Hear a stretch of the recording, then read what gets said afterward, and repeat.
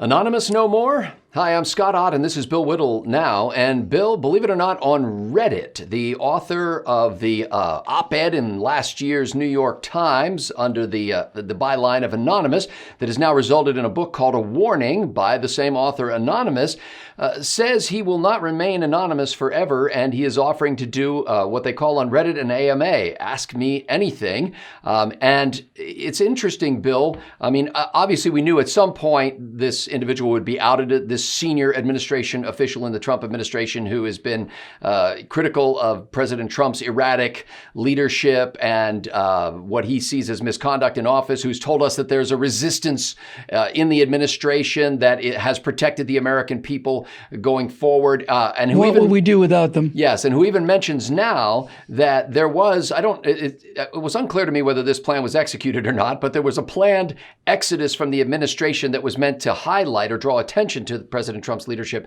issues. In any case, this guy says, in effect, the reason why I've remained anonymous heretofore is because I want to deprive President Trump of his number one weapon, and that is the personal attack. And Bill, you know President Trump well enough to know that's true, isn't it? Yeah, it is. When President Trump is attacked personally, he attacks back personally, which is why he's president. And so do you think that Anonymous, so-called, has been effective in sort of neutering that approach on the president's part because he doesn't have anybody who he can call, little Michael or something?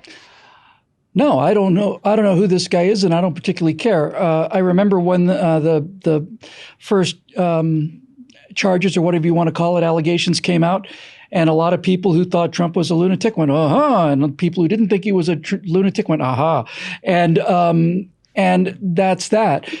Even if it's Rex Tillerson, I don't much care. In fact, especially if it's Rex Tillerson. But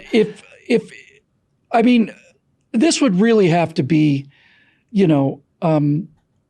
this Anonymous would have to be like Donald Trump Jr. for me to be worried about this. And I suspect it's probably not Donald Trump Jr.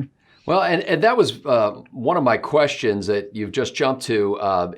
Other than Donald Trump Jr., is there anyone in the administration that you'd be concerned about if it turned out to be that person? And then in addition, I'll add something else, because Anonymous is also saying that other members of the administration, current and former, are giving serious consideration to coming out and speaking in the way that Anonymous has. What would it take for you to be truly concerned about this? Well, I'm truly concerned about it already, but I'm not truly but let me look. Here's how I weigh this stuff. I think it's important to understand how you come to decisions on these things, or at least how I do. And I think most people come to decisions these way as well. So let's just take the two extremes. On one extreme is the Anonymous position that Donald Trump is stark raving mad. He's a tyrant and an idiot and all the rest of these things. And only through the stalwart denial of Donald Trump's dearest wishes does the republic remain. So this would be the Anonymous position. And let's just put that far over on let's just say the left-hand side. I'm not accusing them of being leftists. I'm just saying on one end of the spectrum, there it is. Donald Trump is an incompetent lunatic, and good people in government have managed to protect the American people from him for these 3 years. On the other extreme is that Donald Trump plays four-dimensional chess, that all he's doing is draining the swamp of swamp monsters, that anyone who disagrees with him because they're operatives of the deep state, and so on and so on and so on. So that's the other position. If I had to pick, I would certainly say I'm to the second position, to the right of center, significantly to the right of center. And every day that comes out, I find more evidence that leads me more towards that secondary position. But Bill, that second position, which is widely advocated, frankly, not only among people who watch this program, but elsewhere, that second position has trouble when you start looking at it in the context of who hired these people who are allegedly part of the deep state, who are doing nothing but resisting the president's inclinations. I don't think that's fair. What it says that the president is not capable of hiring people who are truly loyal to him and therefore is not a good business manager. No, I don't don't think that's fair at all. A politician doesn't have the same latitude that a businessman does. And furthermore, this is Donald Trump's. It's not like Donald Trump started out in the Senate and did 19 years there and then 43 years as governor or something. It's the first time he's ever been in politics. The first time he's ever. Forget the different rules of selection under politics. He's dealing with a considerably different, and I would add considerably shallower talent pool that he would be operating in if he had the pick of private enterprise across the country. Well, that just sounds like you're trying to play both sides of his inexperience card. On the one hand, you're saying, well, he's an outsider and we like that. No. How am I trying to play both sides of it? I'm explaining that. I'm saying that his inexperience in politics is why he was hired. And then to criticize him because he doesn't have experience in hiring people who are politically able to work with him doesn't seem to me like a valid argument. Well, I'm just flipping that right around on you and saying, look, his inexperience in politics is why he was hired. And now we're saying, well, it's just his inexperience in politics that has caused him to hire people who he can't trust. He could hire people from outside of politics, but he hasn't done that. No. I think what you're doing here is you're conflating this idea that that replacing somebody is somehow I won't say it's not an error, but it's somehow some kind of catastrophic thing. Look, Donald Trump's history prior to becoming president. I mean, what's his tagline prior to becoming president? I mean, what was it? What did the American people vote on when they got Donald Trump? Before that, Make America Great Again, if you had to put a sentence on Donald Trump, what would it be? Well, they thought he was a great businessman who really understood the art of a deal. What would his television slogan be? What would his catchphrase be, Scott? Oh, come now. You're not going there. Oh, I am indeed. What would his catchphrase be? Donald Trump's great skill is firing people that, see, on that show, Bill, he hadn't hired these people yet, essentially. He was screening them. But President Trump he doesn't have an opportunity to screen them in politics prior to appointing them. Mechanism in the government. He's got the best screening mechanism that anybody in the country has. You have to come into office with the Secretary of State, a Secretary of Defense, and all of these other things. The screening mechanism was giving them the period of time that they were in office, and if he liked them, they stayed. If he didn't, they fired him, and then they moved him around. So his leadership method is test driving top administration officials? Hold on. I'm not saying that I agree with all of these decisions, and I'm not saying that all of these decisions are made even wisely, but they are his decisions. And all I'm trying to say is that when people like Anonymous like to point out that this is this kind of, shocking sort of departure from politics as usual, they're right about that. But it's certainly not a shocking departure from Donald Trump as people understood him when they elected him to be president of the United States. They didn't elect Anonymous. They didn't elect any of these other people. And I will go so far as to say this. I would be willing to, for the sake of the argument, I would be willing to grant Anonymous's case completely. And I still think the idea that unelected bureaucrats interfering with the government and the election of a president and the administration of a president elected by the American people is a far greater danger than any danger that Donald Trump could have put the country in, because this country is designed to prevent tyrannies. That's how it's built. And I haven't seen any evidence of tyranny. I've seen evidence of some quick shooting from the hip, let's call it that.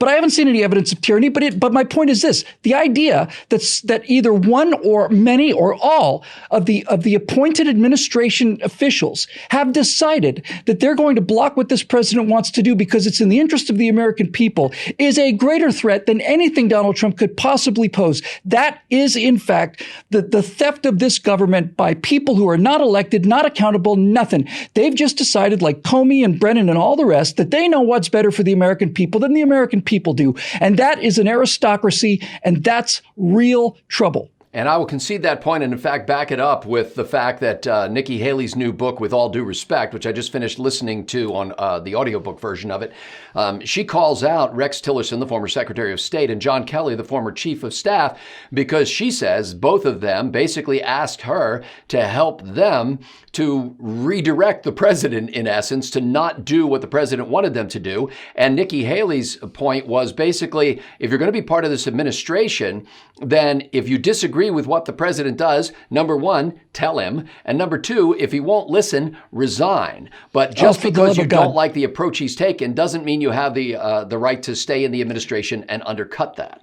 Of all of the things I've heard Nikki Haley say, and I've heard her say a great many things that I agreed with, of all the things that she's said and done, that to my mind, by far, is the greatest example of why I think she's qualified to be president of the United States. Ronald Reagan's speechwriter, and I don't know if it was Peggy Noonan, I suspect it might have been, but I'm not 100% sure, who certainly turned the corner herself, but that's what living in Washington will do to you, once said that the idea that Ronald Reagan, when I don't know if it was Noonan, but I know it was a Reagan speechwriter, once said that the idea of Ronald Reagan telling the American people what they should do is anathema. He couldn't even imagine such a thing. You'd just be fired outright if you were to come in and say, Mr. President, what do you want? And how do you want me to convince the American people of what you want? He never saw it that way. He thought his job was to listen to what the American people had to say and then execute the decisions of the government that they had elected. Imagine that. And while I don't think Donald Trump has that, I don't think he has that quality of being able to articulate it quite so clearly, but clearly his actions, and actions are what counts. Clearly, his actions have been in the actions of the have been in the interest of the American people, just judging by his record. Just judging by his record, if the economy were tanked, if the judges that he'd appointed were rhinos and mushy kind of neoliberals and all of the rest of the stuff, if all that was going on, if ISIS was raging out of control and all of this stuff were happening, then I would say there'd be more grounds to believe in Anonymous's charges and more grounds to assume that his position is correct, but there nevertheless are no grounds to take his position. That position is untenable.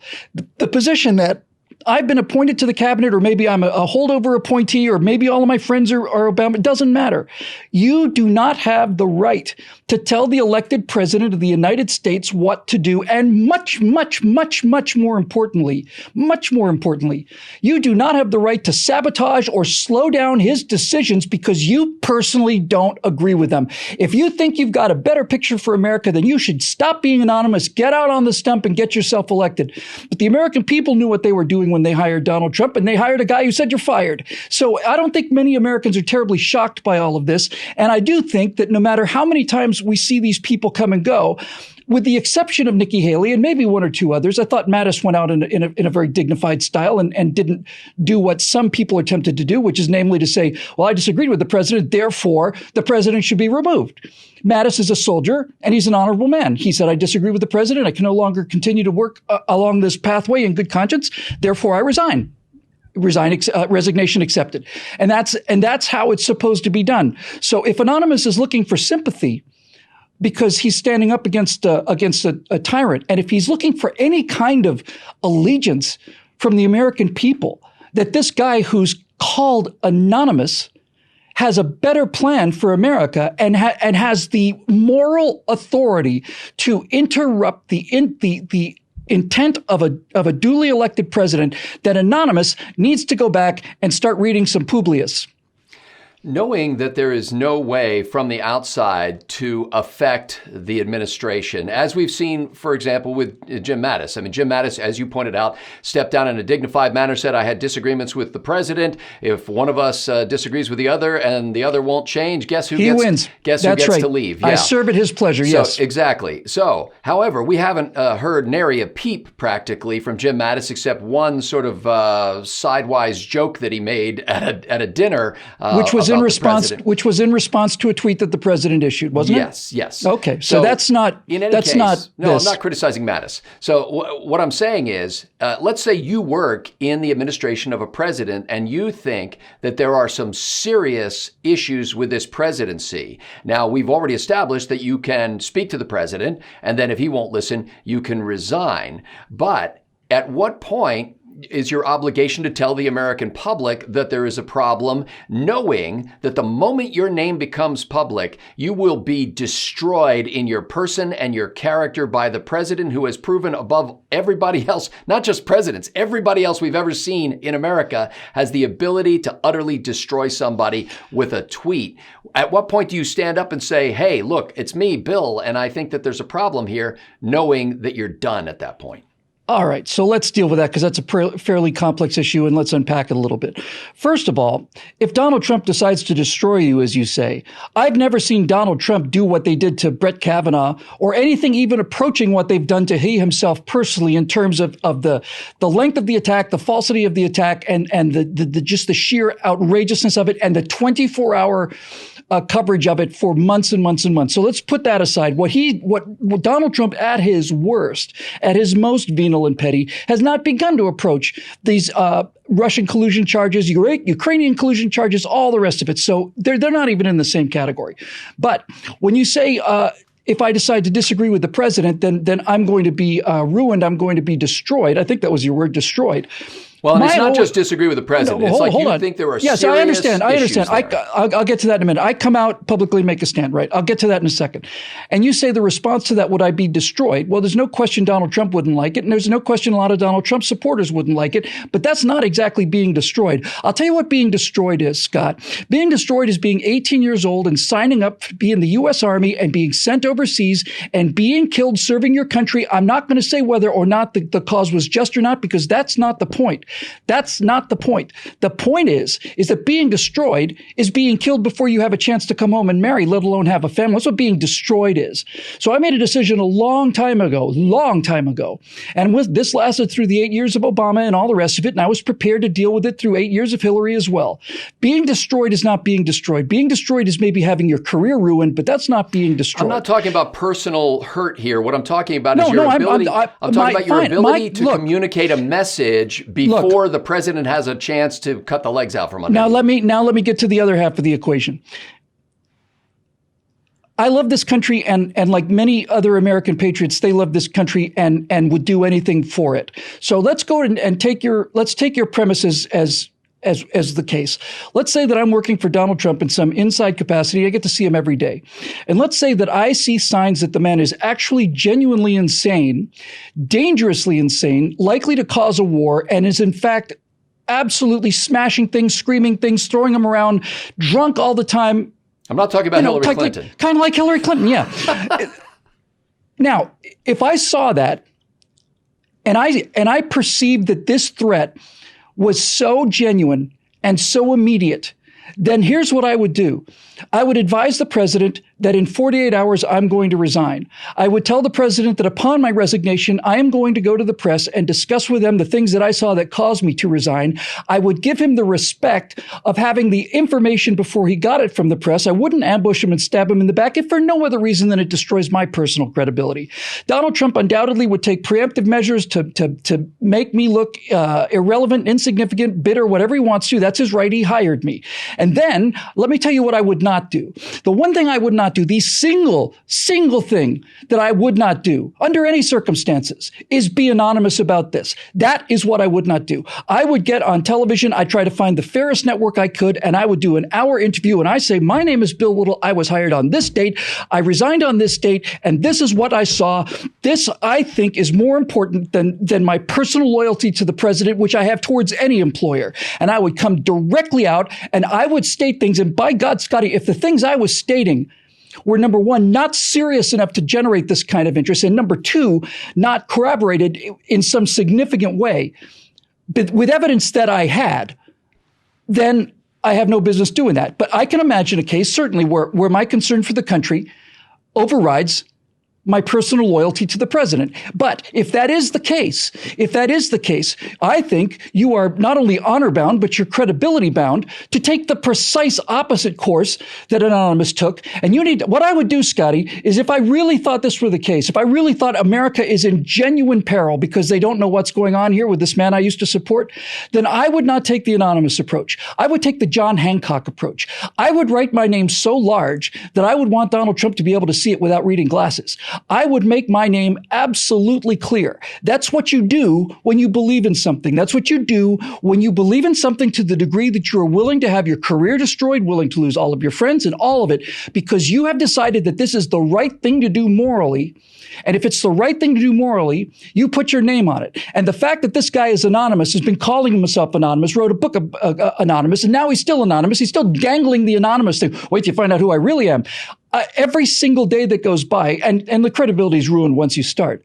Anonymous to me is cowardly, and it's cowardly, and it's trying to have it both ways. It's trying to be a big splash, trying to be a savior of the country. Whoever this anonymous guy turns out to be, the entire left and spectrum of the country will be fawning at his feet. They'll be drooling over him. He'll be on every single show you can possibly imagine talking about this. So he would lose the support of the people he used to have. He'd pick up the support of the left. I'd be willing to lose the support of the right and the left if I thought that the interests of the United States were so much at risk that that's what it was requiring me to do. And when I say requiring me to fall on my sword, I want to be crystal clear about this. There are young men and women out there who are actually being killed in the service of this country. So I don't see the loss of my career as a talking head on television and my ability to go around and speak to people, as something that is guarded by the Constitution or protected by the sacrifice of the people that came before me. That is a luxury that I enjoy because of their sacrifice. And if I'm going to take a position, well, I don't know if I really should do this. I don't know if I should save the country because, I might lose some work over this. I've seen this in Hollywood with conservatives many times. I disagree with them. They have to feed their families. I don't. So that's a different consideration. But this is the operational difference for me, is the difference between being anonymous and having the moral courage to act in a way that most enhances your credibility for the good of the nation. Damn the torpedoes. Whatever happens, happens. I'm going to take the consequences. Well, I didn't look at his AMA on Reddit, but when I imagined it, when I first saw this story, I thought, what are the first 4,000 questions going to be for this AMA? What's your name? What's your name? I think that at least if there are any conservatives or any supporters of President Trump on Reddit, that would happen. I'd like to add one thing because I think this is important. When I was talking about the spectrum of possibilities between Donald Trump being a raving lunatic and Donald Trump playing four-dimensional chess, one of the things that position of mine is not stuck, by the way. It moves. If it turned out that this person, well, I was going to say if it turned out to be General Mattis, but it's not General Mattis, because if General Mattis was doing this, he'd sign his name as General Mattis. So I know it's not him. But let's say somebody who I had a great deal of, in fact, I've just defeated my own argument. The only other person I would have respect for at this point is Nikki Haley, who's come right out and say, you don't get to make that decision. So my position can move, but it's always moving closer to this guy is battling against titanic forces than the guy's just an unstable lunatic. And the reason I wanted to add this in here is the most recent allegations against Donald Trump, which are the cause of his impeachment investigation going on at this moment, we find out are not brought by Nancy Reagan or anybody else. They're not brought by a person who has a 40-year career in the intelligence service or former military guys who've risked their lives in conflicts from Vietnam until Afghanistan. What we find is that the charges that Donald Trump is treasonously criminal in activity and probably insane as well. What we find is these come from a bearded 30-something-year-old guy who's got his picture with his arm around Barack Obama, Hillary Clinton, Bill Clinton, everybody else, Joe Biden, all of them.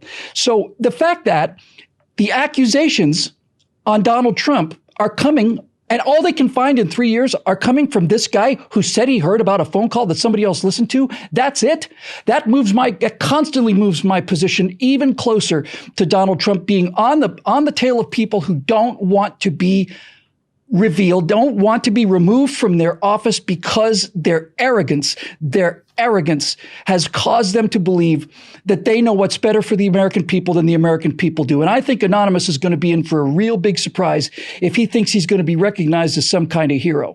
If you're going to be a hero, you need to do this in the light of day. You need to do it right away. You need to do it openly and honestly. And you need to look the camera in the eye and tell them, I understand the consequences of what I'm saying. And I understand the breach of my responsibility and loyalty to the man who hired me, who happens to be the president of the United States. I morally have decided that the threat to this country is so great that I'm going to come out here and state my name and what I saw specifically. I'm not going to dangle hints. I'm not going to say, oh, you wouldn't believe it. It's a madhouse in there. I would come out with corroborated specific incidents that I thought were alarming enough for me to take this drastic and radical step. And then I would take the consequences of it, which would not be pleasant for me at all. But that doesn't matter to me. I don't care. What am I saying? Of course I care. Of course I care. Obviously I care. I got called a racist by Media Matters because George Soros looks at 5'7" 10,000 hours of me speaking spontaneously on the internet, and he's able to come up with 2 or 3 sentences from an interview I did taken out of context, and that bothered me enormously. So I'm not going to tell you it doesn't bother me. I am telling you, though, that there are some things that go above and beyond my personal desire to have a groovy career as a conservative commentator, no matter where I may be on that spectrum, if I'm living in a country where people are dying, young people are dying to protect this nation, the idea that I would cowardly run away and make anonymous accusations behind the back of this man, when I knew for a certain fact that the country was in danger, I would dally around and I would play this anonymous thing. And it's almost like, they seek him there, they seek him there, Frenchies seek him everywhere. Is he in heaven? Is he in hell? That damned infernal Pimpernel. Who is this Pimpernel, I wonder? Ooh, I bet he goes to cocktail parties and he says, if only they could see me with my red mask on. I don't buy it. I think the whole thing's malarkey. And I think anybody who's taking that position of, someone's left a scented handkerchief on the table, I wonder who it could be. That's not a serious person. Not a serious person, and certainly not a person that puts country above personal gain. Well, not only does Bill Whittle sit in front of a camera 5 times a week and state his mind clearly and unequivocally, but he also does so at a website that has his name. You can go to billwhittle.com and find out exactly what he believes. He is not hiding behind any kind of a screen of anonymity. However, there is a kind of a veil there, because if you go to billwhittle.com, you'll find you can watch almost all of our videos, but not all of them, because there are some that are for members only. We say the same thing, by the way, in those videos that we say in the public videos. So there's no secrets. But our members also have an opportunity there to state their opinions freely, to interact with each other, to encourage one another. Disagree. And frankly, change my mind, change their minds. And frankly, to have a little refuge from the toxic sewer of social media. So if I have to add one thing, and I know I interrupt you far too often on this, Scott, but for those 3 or 4 of you who may still be watching, I would like to stress and make this crystal clear that we would love to have you as a member in order to continue to produce these shows. But if you do that, some of your membership money is going to go for me paying Scott Ott to play the role of an obnoxious idiot progressive who is doing everything in his power to pin the president down through means fair or foul. I am paying him to do this. And I would really like to make sure that if you decide that you do want to become a member, and we would love to have you, we need you. But if you do, you have to understand the ground rules for this. Scott's taken a lot of heat for things that he doesn't believe, and he is playing a role, and I am paying him to play that role. And I don't think I can state that often enough. And I would take it even a step further than that, because it's not merely playing a role. It is the convictions that we have can withstand the assault of the other side.